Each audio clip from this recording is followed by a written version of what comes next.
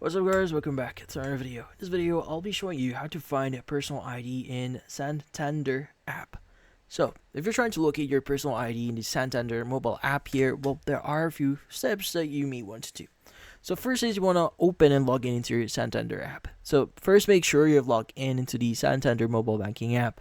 You won't be able to access the settings or ID info unless you're actually signed in.